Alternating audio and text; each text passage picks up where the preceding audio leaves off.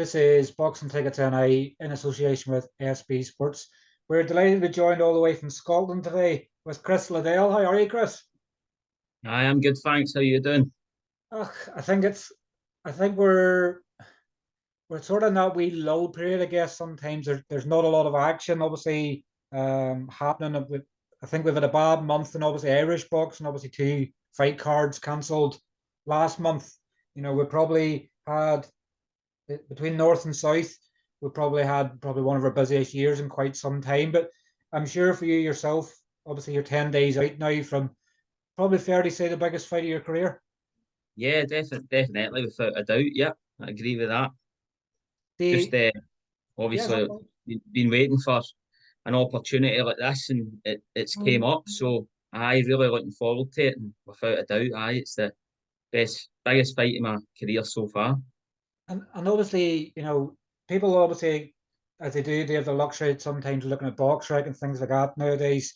You obviously made your debut 9 years ago, as a probably fresher faced 22-year-old, but sort of you had a couple of fights, you had a defeat, and then you sort of went away from the sport. And I guess sometimes there's different reasons, Chris, and you well know the obviously magnitude of reasons people, maybe injured or maybe they don't like boxing, but for you it was something different. You guys, you went away and started up your own business.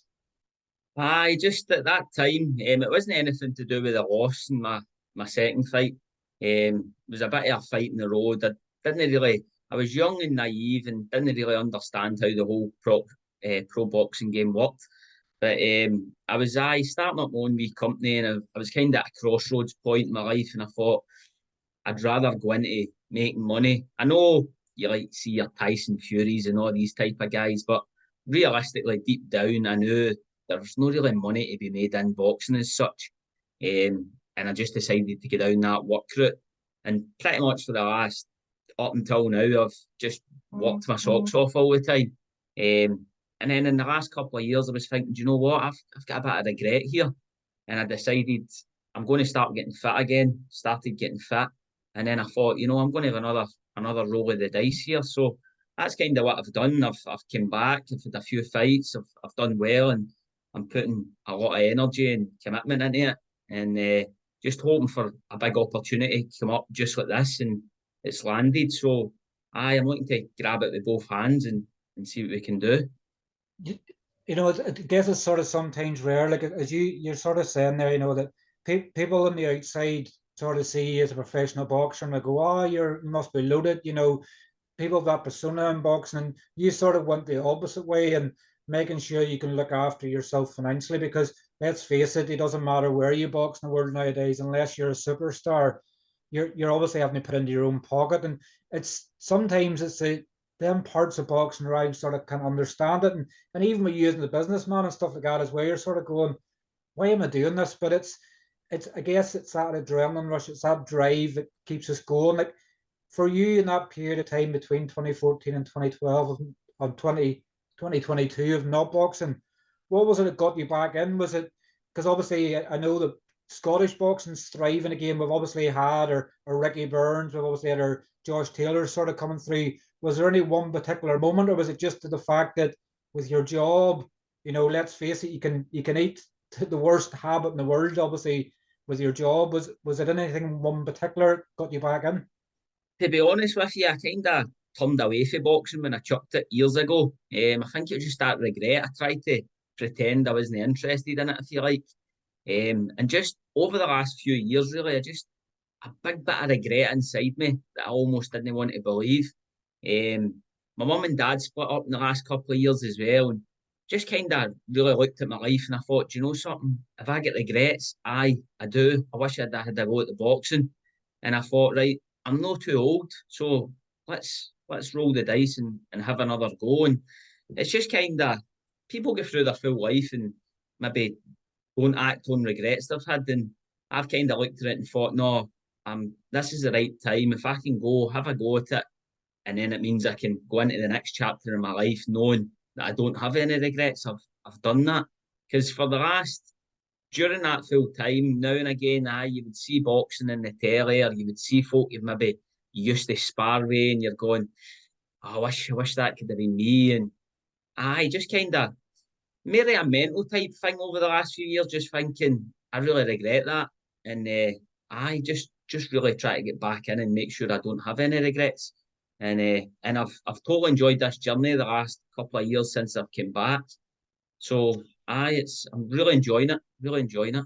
And I guess that's the most important thing nowadays. Like obviously, I guess time they can sort of say it can be a healer and experience, and obviously the person you probably are now, you probably maybe looked at yourself in your early 20s when you were boxing and going, what was that tube up to? You know, like whereas you get the business head on nowadays, you know that I guess with boxing, obviously everything has to make sense and with fights and stuff like that. But when you look back at, the 20, 21, 22-year-old at it and you're sort of going, like, what was he at? You sort of look and go, where could I have been now? Or obviously, I guess when you have the business side of things where money's the most important thing, it makes the world go round. Do you sort of look at it sort of both ways and go, where would I have been if I'd have stuck at it? Or do you sort of look at it more in your head to go, I made the right decision for yourself? Now I'm looking at it thinking 100% I made the right decision. Maybe initially when I started training again, I'm going off, I would have stuck in.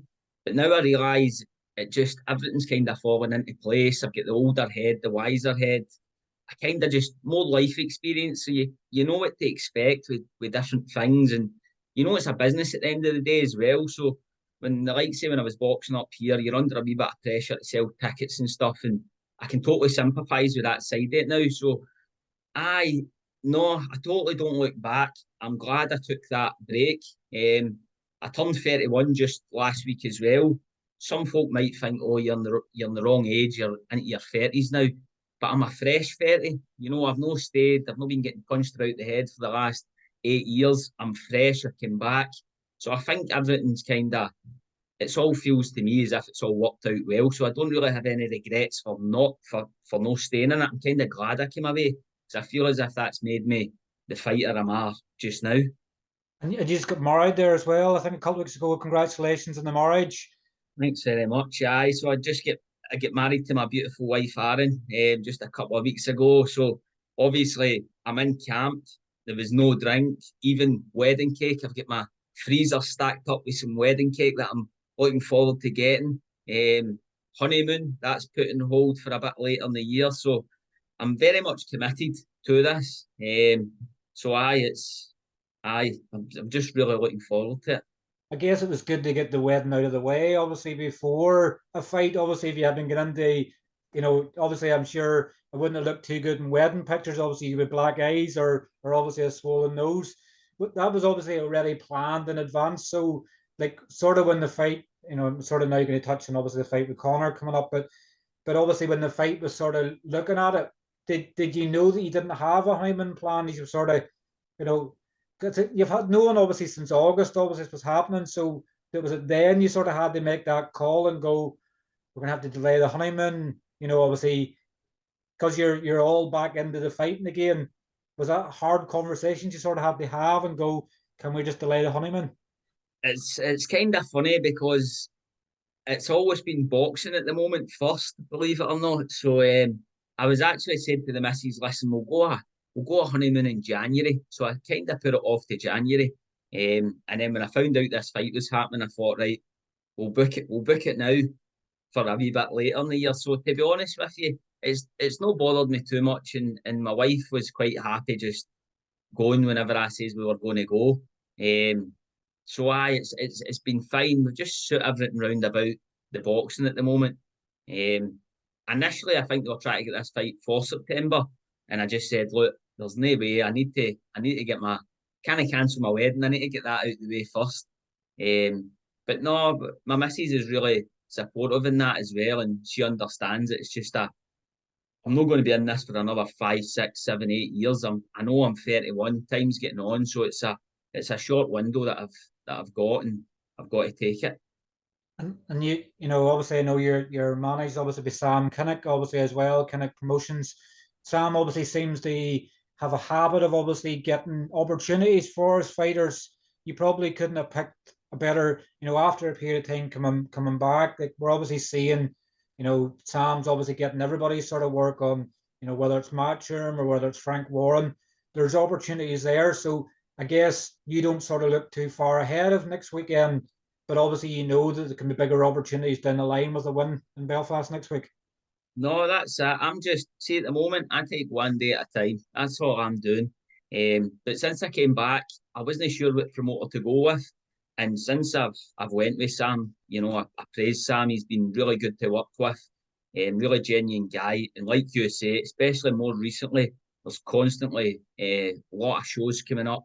He's getting some of these fighters big opportunities and stuff. So yeah, I'm really happy with the work Sam's put in behind the scenes as well. And he's always kind of delivered in anything he said he was going to with me. So I really pleased with how things are going with that. And as I say, one day at a time. But I think I'm no daft. You know, I win here in Belfast, and it opens a lot of doors. But as I say, one day at a time, and we'll see what happens. And what do you obviously Conor Quinn, obviously your opponent, probably in some ways has had a bit of an activity as well. Obviously, he obviously decided he was moving to Australia.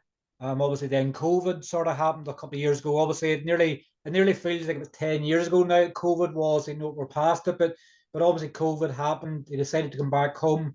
Obviously, had a scare with obviously brain scans. Looked like he was never going to box again. Have you sort of have you done a lot of homework sort of on Conor, or do you sort of leave that down to the coaching side of things? I guess the more sometimes you know about a fighter, it obviously it nearly makes it harder for you to get angry and obviously punch him in the face when it comes to fighting. I think I do leave it mostly up to my coach, but when the name first get mentioned, you look into it a bit, you look at a few of his fights just to kind of see the background. But I kind of know a lot of that story, but I don't really read too much into it. It's very much I focus on me and what I'm doing, especially the last few months now, or the last couple of months, a few weeks. It's really just if my coach wants to watch interviews or videos, then so be it. I just kind of focus on what I'm doing, and that's it, really.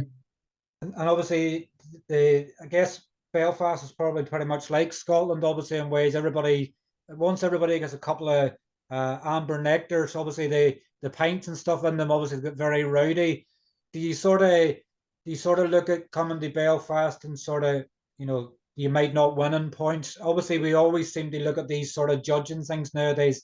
To be fair, Belfast very very good judging wise, and things like that. Do you sort of look at it that you come into this fight, you have to put on a masterclass, you maybe have to get Conor out of there to come away with a win, or do you just sort of focus on going, if obviously haven't beaten them in every round, do you expect the judges will be fair and everything else?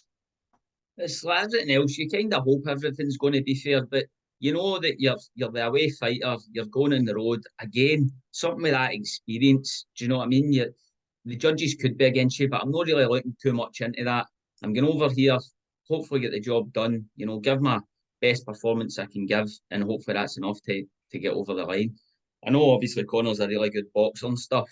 I had seen a few in these interviews before, and he's just constantly talking about being ahead all the time. I think he's kind of overlooking me a wee bit, which is fine if that's what he wants to do. But I'm ready. I'm ready to go. So just looking forward to it. You can sort of see the smile come on the face there and go, get me on the plane now, I'm ready to go. Obviously, the great thing as well is that, I know when the fight was initially announced, it was obviously for the Commonwealth Silver title, and obviously now the British Boxing Board Celtic title's on the line as well. Probably for both of these, it's both your first opportunities at obviously fighting for a title, and it's like buses in Scotland, the same as it is in Belfast. You wait long enough for one and two come at once. So, you know, obviously I guess sometimes whenever you fight for your first title and things like that, you never forget it. But you fight for two belts on the one night, you're sort of going, what did I stand on here? How have I got so lucky? No, definitely. There was a few talks previously with my last few fights. I was getting promised a Scottish title against this one and then that one, and everything just kept seeming to fall through. And there was a point there I was like, what's the point? Do you know, I was ready for throwing the towel in a wee bit. I was getting a bit frustrated. And it wasn't Sam's fault. It was just names were coming up and we were meant to be getting a fight arranged and then they would fall through. So it was a bit frustrating. And then even when he mentioned this one, I was like, nah, it's not happening. And then eventually when the poster came out, I was like, right, this is happening now. And even the full lead up, I'm constantly pinching myself and thinking, right, it's still going ahead. It's definitely happening. It's definitely happening. Because I just feel a bit of, over the last few months with my fights and stuff, things that's maybe not been put out, that hasn't been seen. A lot of stuff's fell through, and it's just good that it's finally nearly here. And I'm just looking forward to it. And like you say, this will be my first fight back on the road, if you like. But I'm really, really looking forward to it. There might be booing and all that stuff. It's expected. Do you know, it'll put fire in the belly. It excites me. It excites me. I hope there is a wee bit of booing and a wee bit of shouting, because it just eggs you on and gets you up for it even more. Mark Dunlop obviously done a show in the same venue last year, Geraghty Community Hub, and I was up on it yesterday, obviously doing an interview with him. It's probably it's a lovely compact. It's got a big high rise sort of like going back on one side, like nearly sort of feels like a sort of football pitch sort of style tiered seating on it. But obviously it's a really compact sort of venue, and I guess probably you'll not be really able to enjoy the atmosphere as such, because if you try and enjoy it too much, you forget that you're actually fighting. But it's a really, really good venue. You know, have you got much of a crowd coming over with you from Scotland? So believe it or not, I've actually got over 50 coming over. So I've got a good crowd, and I'm sure they'll make plenty of noise for us. So I'm really looking forward to it, and I'm sure they'll be a noisy bunch. Well, the important thing, obviously, I guess sometimes, particularly when you're on the road, you know, coming to Belfast to fight, bringing a crowd of 50 people here probably sometimes wouldn't expect you to bring so much, but that I guess it shows the confidence that people have in you, but obviously the fact that people are putting a harder, you know, putting their hand in their pocket, paying for flights, hotels, and everything else. That obviously shows probably the character of the person that you are, that people are happy to follow you about the place. Aye, no, definitely. It's very much appreciated. And a lot of the folk that's coming out have obviously followed me on my journey since I've come back. And really, realistically, without having them there support me, it wouldn't be possible. I mean, a lot of them's coming over for maybe a couple of days. Some are just coming over for an overnight. But like you say, they've got their flights, their drink, their hotel. It really genuinely hits home, and it really is appreciated everybody that's coming over. And even ones that maybe couldn't make it this time that have been to my last fights, the support makes it for me. It makes it worth your while, and to see everybody that obviously they believe in you as well. So it's brilliant to have that support. And it's good news, I guess, as well. Obviously, for those that can't make it, it's going to be streamed live on Sport TG4. Obviously, an Irish, obviously speaking channel. I guess even for me myself, I can't speak Irish, but just being able to see it without obviously people speaking, you know, a lot of it's in Irish. So I guess it's like anything. Once people have a couple of pints in them, sometimes they speak a different language. So as long as people can watch you, that obviously can't be there, that's obviously another important thing for you as well. That's just another plus. I had kind of heard it was going on this, but I wasn't 100% sure. So just another platform to hopefully everybody can tune in and see what's happening and see my hand getting raised. And obviously a win next Saturday night in Belfast. What does obviously, you know, I guess sometimes it's nearly an obvious obviously answer and things, but obviously winning the Commonwealth Silver and British Boxing Board Celtic title next week, will that sort of mean that coming back to boxing was obviously worthwhile? What does a win do for you next week? Just basically a full stop right in there, and then we'll see where the new chapter goes for there. But it's funny, when I actually started back this journey, I was actually coming back as a journeyman, believe it or not. I Mm-hmm. just wanted to get my pro license and come back and get a fight, not even to make money. It was just so there was no pressure and stuff. Because when I think back to when I was younger as well, I didn't know a lot of folk. So I think for like my first fight, I sold about half a dozen tickets. And being that bit older now, you're obviously with my business as well. I know a lot more folk. And I just started training, and I get put in tow with another coach, and he's like, "You can't be a journeyman, Chris." And then I started believing, do you know what? You're right. So I kind of set a goal that I'm not coming out this game until I win a title, whether that be Celtic, Commonwealth, Scottish, whatever it may be. So this is my opportunity to get that ticked off my list, and I'm very confident I'm going to get this done. And is there any obviously sponsors, any people you obviously like to thank, obviously, because you know, as you said, and obviously, and I've said in very many interviews, you know, without people's support, without people putting their hand in their pocket, people sponsoring everything else, these opportunities wouldn't come about. Is there anybody you want to thank, obviously, for, you know, getting involved sponsorship wise and everything else? Aye, so I've pretty much managed to get a good few sponsors on board this time. I'm a very proud person. So my last few fights, although I had sponsors and stuff in the top, it was just kind of folk I'd done work for. This time I've actually reached out and I have asked for a bit of sponsorship from folk, and everybody's dug deep, and every one of them, whether they've contributed and given me something or whether it's a bit of financial help. I've got the local shopkeeper at Londy's. He's sponsored me, so it's good to keep it in the village, if you like. I do cryotherapy. They've helped me out. I've got Miller Fabrications, Car Masters. I've got a good few. Probably too much to mention, but everybody's kind of chipped in this time, and it's just really helped. The likes of this morning, it's obviously 9:30 now. Unfortunately, I'm not going to be going out to my work. I've done a training session this morning, but normally, if I didn't have that sponsor, I would have had to start my day at 5 o'clock, and it can't be done. You know, it catches up with you. It's like burning the candle at both ends. So having that bit of help with sponsor this camp, I have not managed to train full time, if you like, but it's certainly let me start a bit later, finish a bit earlier, and it's really helped massively to each and every one of them. As I say, I've got quite a lot to try and remember, but each and every one of them, it's obviously really much appreciated because it has helped massively. Obviously, for anybody that might feel aggrieved and maybe didn't see their name, I don't plan these interviews. I don't prepare you with obviously questions. So sometimes when some things are thrown on you, it's not your fault that you can't remember because the last thing you're focusing on to some degree sponsorship. 10 days out, you're now starting to try and find the anger within yourself. So anybody who's got obviously any problems with you not mentioning their name, it's my fault. So I always make a point of that. But Chris, obviously thank you for your time. Obviously I know you're obviously coming over to Belfast next week. Obviously the weigh-ins next Friday. Obviously I'm looking forward to seeing you in person next Friday at the weigh-ins. But obviously, I hope you enjoy the last week or so of camp. We'll see you next Friday in Belfast. Brilliant. I'll look forward to seeing you. It was nice talking to you. All right, Chris. Cheers. Take care. All Thank the you. best. Thanks. Cheers. Bye bye. Bye bye. Bye.